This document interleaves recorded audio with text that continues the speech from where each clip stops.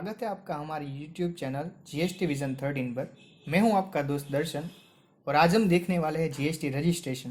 तो आइए फ्रेंड्स शुरू करते हैं कि क्या लिमिट है और कैसे रहेगी। तो उसके लिए बेसिकली देखें तो जो कोई भी डीलर एक्सक्लूसिव गुड्स की सप्लाई कर रहा है तो उसकी एक लिमिट रहती है और एक जो सर्विस प्रोवाइड कर रहा है उसकी लिमिट रहती है। तो आइए पहले बात करते हैं गुड्स की। अगर कोई डीलर एक्सक्लूसिव गुड्स का सप्लाई में ही डील कर रहा है तो उसकी टर्नओवर लिमिट 40 लाख रहेगी। और अगर ये जो सप्लायर है वो फॉलोइंग स्टेट्स में जो मेंशन कर रहा हूँ उसमें डील कर रहा है, उस स्टेट में है, तो वहाँ पे लिमिट 20 लाख रुपीज़ उसको अप्लीकेबल होगी। जैसे कि अरुणाचल प्रदेश, मणिपुर, मेघालय, मिजोरम, नागालैंड, पौंडीचेरी, सिक्किम, तेलंगाना, त्रिपुरा एंड उत्तराखंड, ये सब स्टेट में उसकी लिमिट 20 लाख रहेगी। चलिए फ्रेंड्स, अभी बात हो गई गुड्स की, अभी बात करते हैं सर्विसेज की। अगर कोई सप्लायर ऑफ सर्विस है जो नॉर्मल स्टेट में डील कर रहा है तो उसकी टर्नओवर लिमिट 20 लाख रहेगी। तब तक जब तक उसे 20 लाख की सर्विसेज प्रोवाइड करेगा तब तक उसे कोई रिक्वायरमेंट नहीं है जीएसटी रजिस्ट्रेशन की। उसके बाद उसे रजिस्ट्रेशन कंपलसरी लेना पड़ सकता है। लेकिन इसमें भी 4 स्टेट ऐसे हैं कि जिसमें जीएसटी रजिस्ट्रेशन की लिमिट 20 लाख की जगह 10 लाख है। वो स्टेट कुछ इस प्रकार है: मणिपुर, मिजोरम, नागालैंड एंड त्रिपुरा। ये 4 स्टेट्स में 10 लाख से ज़्यादा, 10 लाख या उससे ज़्यादा का टर्नओवर हो सप्लायर ऑफ सर्विसेज का तो उसे जीएसटी नंबर कंपलसरी लेना पड़ सकता है। चलिए, तो इसका अभी हम बात करें तो फ्रेंड्स इसके अलावा एक और ऑप्शन है। अगर कोई व्यक्ति या कोई डीलर चाहे तो अपने आप से वॉलेंटरी रजिस्ट्रेशन ले सकता है। इवन दो उसकी turnover limit prescribe turnover limit से कम है तो भी वो अपने आप वॉलेंटरी रजिस्ट्रेशन के लिए ऑप्ट कर सकता है। उसके बाद फ्रेंड्स देखें तो कुछ ऐसी चीज़ें हैं कि जिस पे टैक्स जीएसटी नहीं लगता, तो बाय डिफ़ॉल्ट उस प्रोडक्ट या सर्विसेज में जो भी डील कर रहा है वो पर्सन को भी जीएसटी के रजिस्ट्रेशन के लिए वो कंपलसरी में रजिस्ट्रेशन में फॉल नहीं होता। तो अगर हम बात करें तो वो कुछ इस तरह है। अगर कोई डीलर एक्सक्लूसिवली एग्जेम्प्ट प्रोडक्ट्स और सर्विसेज में डील कर रहा है, सप्लाई कर रहा है, तो उसे रजिस्ट्रेशन लेने की कुछ रिक्वायरमेंट नहीं है। उसके अलावा कोई सप्लायर है कि जो सर्विस ऐसी प्रोवाइड कर रहा है कि वो रिवर्स चार्ज में फॉल हो रही है तो उसे भी रजिस्ट्रेशन लेने की रिक्वायरमेंट नहीं है, क्योंकि रिसिपिएंट पे सर्विस जो सर्विसेज दे रहा है वो रिवर्स चार्ज में फॉल हो रही है। तो रिसिपिएंट को ही टैक्स पे करना है, तो सप्लायर को रजिस्ट्रेशन लेने की कुछ रिक्वायरमेंट नहीं है। तो इसीलिए जो भी supplier of service reverse charge में फॉल हो रहा है उस सप्लायर ऑफ सर्विस को रजिस्ट्रेशन लेने की ज़रूरत नहीं है। उसके अलावा अगर हम बात करें फ्रेंड्स तो ऐसी कुछ गवर्नमेंट ने बेनिफिट्स दिए हैं स्मॉल टैक्स पेयर्स को, स्मॉल बिजनेसेस को, कि जिसकी वजह से उन्हें जीएसटी रजिस्ट्रेशन से बाहर रखा गया है, उन्हें लेने की ज़रूरत नहीं है अप टू प्रिस्क्राइब लिमिट। तो आइए देखते हैं। अगर कोई डीलर है वो हैंडीक्राफ्ट गुड्स का बिजनेस कर रहा है और वो सप्लाई कर रहा है तो उससे जीएसटी रजिस्ट्रेशन, हमने जो ऊपर गुड्स में बात की उस लिमिट तक रजिस्ट्रेशन लेने की कुछ रिक्वायरमेंट रहती नहीं है। इवन दो वो इंटरस्टेट सप्लाई करता है तो भी उसे रजिस्ट्रेशन लेने की कुछ रिक्वायरमेंट रहती नहीं है। तो हैंडीक्राफ्ट गुड्स एक ऐसी चीज़ है फ्रेंड्स कि गुड्स में सिर्फ यही एक है कि जो इंटरस्टेट सप्लाई होगा फिर भी सप्लायर को जीएसटी नंबर लेने की ज़रूरत नहीं रहती है। इसके अलावा फ्रेंड्स सप्लाई ऑफ सर्विसेज अगर देखी जाए तो ये गवर्नमेंट ने इसे अप टू प्रिस्क्राइब लिमिट, जो भी सर्विस में हमने अभी 20 लाख या 10 लाख, जो भी ये दोनों चीज़ें हमने एक्सप्लेन की, उस लिमिट तक सप्लायर को जीएसटी रजिस्ट्रेशन लेने की ज़रूरत नहीं। जबकि आप जानते हैं कि इंटरस्टेट सेल कुछ भी होता है तो उसमें कंपलसरी जीएसटी रजिस्ट्रेशन की रिक्वायरमेंट पड़ती है, बट सप्लायर ऑफ सर्विसेज को इंटरस्टेट सेल्स पर 20 लाख या 10 लाख जो भी लिमिट हमने डिस्क्राइब की उस लिमिट तक रजिस्ट्रेशन कंपलसरी लेना नहीं पड़ता। तो ये एक बहुत ही बड़ा बेनिफिट दिया गया है गवर्नमेंट के द्वारा। चलिए, तो उसके आगे अभी हम देखते हैं। अगर कोई सप्लायर ऑफ सर्विस है और वो ई कॉमर्स ऑपरेटर के थ्रू सर्विस प्रोवाइड कर रहा है इंटरस्टेट सेल्स, राइट, तो उसे भी ये बेनिफिट दिया जाता है कि वो इंटरस्टेट सर्विसेज भले ही प्रोवाइड करे बट उसे प्रिस्क्राइब लिमिट तक सर्विस देने पर कोई भी तरह का जीएसटी रजिस्ट्रेशन लेने की रिक्वायरमेंट नहीं है फ्रेंड्स। तो ये कुछ बेनिफिट हो गए और कुछ चीज़ें हो गई। अभी हम आगे देखेंगे कि ये तो हो गया जिसको जीएसटी रजिस्ट्रेशन नहीं लेना पड़ रहा है। अभी हम बात करेंगे जिसे कंपलसरी जीएसटी रजिस्ट्रेशन लेना है फ्रेंड्स। मीन्स कि अगर 1 रुपये का भी टर्नओवर होता है तो उन्हें जीएसटी रजिस्ट्रेशन कंपलसरी लेना पड़ सकता है। तो आइए बात करते हैं अभी उसकी। ओके फ्रेंड्स, तो अभी जीएसटी में एक और चीज़ है कि वो स्टेट वाइज रजिस्ट्रेशन लेना पड़ता है। तो अगर किसी कंपनी या फर्म की ब्रांच अलग अलग स्टेट्स में है तो उसे स्टेट वाइज रजिस्ट्रेशन लेना पड़ेगा। एक स्टेट का एक ही जीएसटी नंबर मिलेगा, ठीक है। तो मीन्स ब्रांच अभी सपोज मान लीजिए कि कोई भी एक कंपनी बॉम्बे में सिचुएटेड है और उसकी ब्रांच गुजरात में है, तो गुजरात में उसकी ब्रांच का सेपरेट जीएसटी रजिस्ट्रेशन नंबर लेना पड़ेगा। तो हम इस तरह से कह सकते कि जितने भी स्टेट में उसकी ब्रांच रहेगी, जितने भी स्टेट में वो बिज़नेस ऑपरेट करेगा, हर एक स्टेट में सेपरेट जीएसटी रजिस्ट्रेशन नंबर लेना पड़ेगा। अगर हम बात करें इसी तरह से, अगर कोई सेल्स डेवलपर है, ये तो बात हो गई 2 स्टेट्स की। अगर कोई सेल्स डेवलपर है, वो सेल्स एरिया में एज अ डेवलपर काम कर रहा है, ठीक है, और उसके बाद भी उसके बाहर भी उनका एक यूनिट है, तो वो दोनों जीएसटी के पर्सपेक्टिव से 2 अलग अलग यूनिट गिने जाएंगे। एक सेल्स डेवलपर है, वो अलग एंटिटी गिनी जाएगी, और उसका जो बिजनेस सेल्स के बाहर जो एक एंटिटी है उसे भी अलग गिना जाएगा, और उन दोनों के लिए सेपरेट रजिस्ट्रेशन लेना कंपलसरी होगा। तो इसमें कुछ छूटछाट नहीं दी गई है, ये कंपलसरी है। आइए अभी बात करते हैं कुछ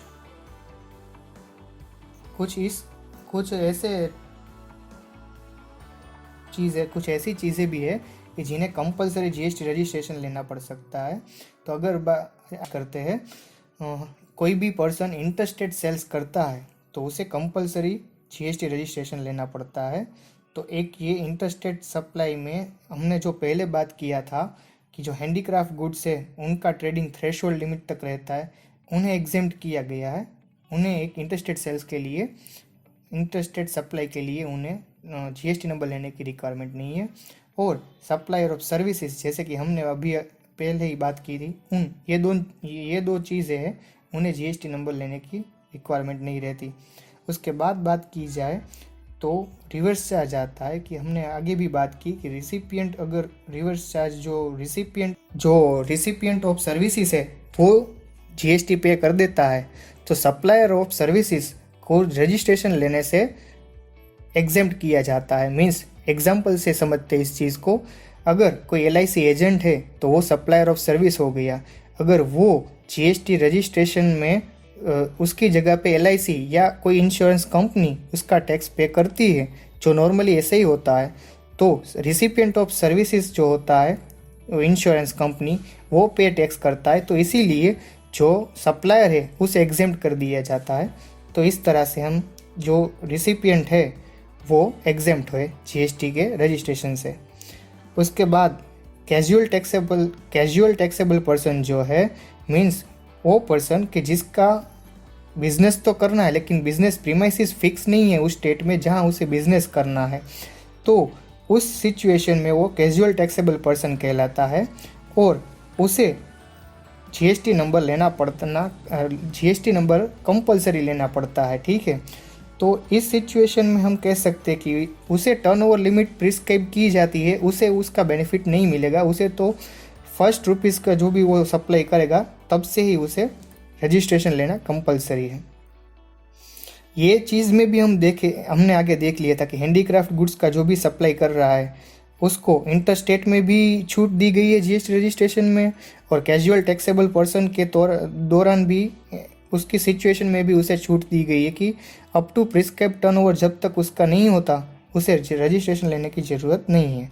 उसके बाद एक नॉन जीएसटी कोई भी एनआरआई है और नॉन रेसिडेंट है, ठीक है, तो वो इंडिया में आके कुछ सप्लाई कर रहा है तो उसे जीएसटी नंबर कैसे लेना पड़ सकता है, तो ये अब बात कर देंगे। उसे का जीएसटी नंबर लेना कंपलसरी है, उसके बाद ही उसको सप्लाई वैलिड की जा सकती है जीएसटी नंबर के बाद ही। तो उसके लिए क्या कि उसको जो भी एक्सपेक्टेड उसका टर्नओवर है, उसका जो टैक्स बनता है उसे एडवांस में ही डिपॉजिट करना पड़ता है। एस्टिमेटेड जो टैक्स लायबिलिटी उसकी बन रही है उसके मुताबिक उसे एडवांस में ही रजिस्ट्रेशन के टाइम अप्लाई करते हुए उसे पे कर देना है। और ख़ास फ्रेंड्स कि उसका जो रजिस्ट्रेशन होगा वो सिर्फ 90 डेज़ के लिए ही दिया जाएगा गवर्नमेंट के द्वारा।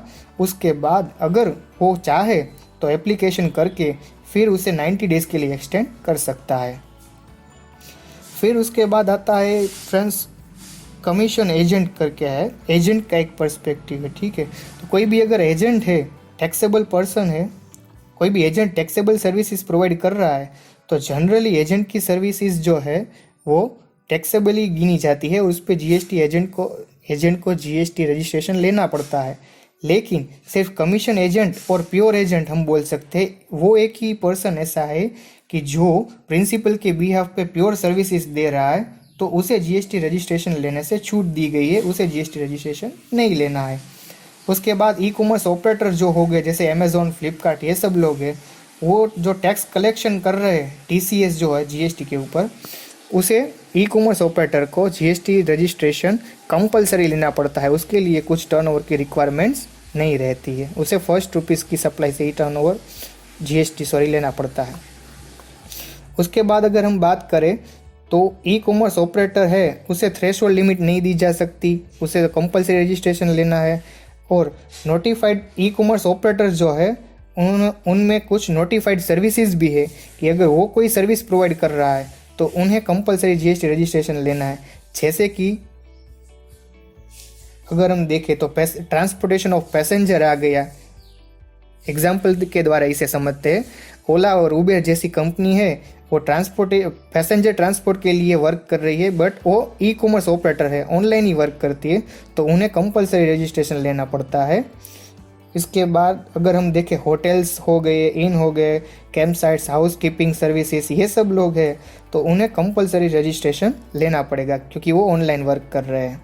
उसके बाद टीडीएस डिडक्टर करके है, तो ये क्या है कि जो भी जीएसटी के ऊपर टीडीएस डिडक्ट होता है गवर्नमेंट की प्रोविज़न के द्वारा, ये नोटिफिकेशन की बात करें फ्रेंड्स हम तो 33/2017 का नोटिफिकेशन है जिसमें ये बताया गया था कि अगर गवर्नमेंट और किसी कॉन्ट्रैक्टर के बीच में कोई भी कॉन्ट्रैक्ट होता है 2,50,000 के ऊपर का, तो उसकी जो भी पेमेंट होती है उसमें 1% टीडीएस काटना होता है। ये प्रोविज़न है फ्रेंड्स, उसे हम देखेंगे। तो ये प्रोविज़न के अकॉर्डिंगली टीडीएस डिडक्टर जो है उसे कंपलसरी जीएसटी रजिस्ट्रेशन लेना पड़ता है, उसे कोई छूट दी गई नहीं है। इसके अलावा इनपुट सर्विस डिस्ट्रीब्यूटर है कि कोई एक एचओ है जिसकी सब सर्विसेज का जीएसटी जो अपनी ब्रांच को बाइफरगेट करना चाहता है या डिवाइड करना चाहता है तो उसके लिए उसे इनपुट सर्विस डिस्ट्रीब्यूटर लेना पड़ता है। तो इसका भी रजिस्ट्रेशन कंपलसरी है, इसमें कुछ टर्नओवर लिमिट नहीं होगी। और लास्ट में OIDAR means online information and database access और रिट्राइवल सर्विसेज जो भी कोई कंपनी प्रोवाइड कर रही है इंडिया के आउटसाइड से, तो या तो उनका कोई एक एजेंट अपॉइंट करना पड़ेगा जो रजिस्ट्रेशन के लिए अप्लाई करे, फिर उसके बाद वो सर्विस दे पाएंगे। तो फ्रेंड्स ये भी उन्हें कंपलसरी करना पड़ेगा, रजिस्ट्रेशन के बाद ही वो अपनी सर्विसेज प्रोवाइड कर पाएंगे। और हमने फाइनली बात किया जो कैजुअल टैक्सेबल पर्सन था, वो अदर स्टेट में सपोज सप्लाई कर रहा है तो वो सप्लाई के लिए उसे कंपलसरी जीएसटी नंबर लेना पड़ेगा क्योंकि उसमें कुछ छूट दी गई नहीं है ना। सेम पैटर्न से एनआरआई जो भी होगा, नॉन रेसिडेंट होगा, वो भी अगर इंडिया में आके सर्विस सप्लाई करना चाहता है, गुड सप्लाई करना चाहता है, तो उसे भी कंपलसरी रजिस्ट्रेशन लेना पड़ेगा। तो फ्रेंड्स ये कुछ थी बेसिक रिक्वायरमेंट्स और कुछ हमने देखे रजिस्ट्रेशन के टाइप्स जिसे कंपलसरी रजिस्ट्रेशन लेना पड़ सकता है। तो फ्रेंड्स आपको हमारा ये वीडियो कैसा लगा प्लीज़ हमें कमेंट सेक्शन में ज़रूर बताएं। Thank you.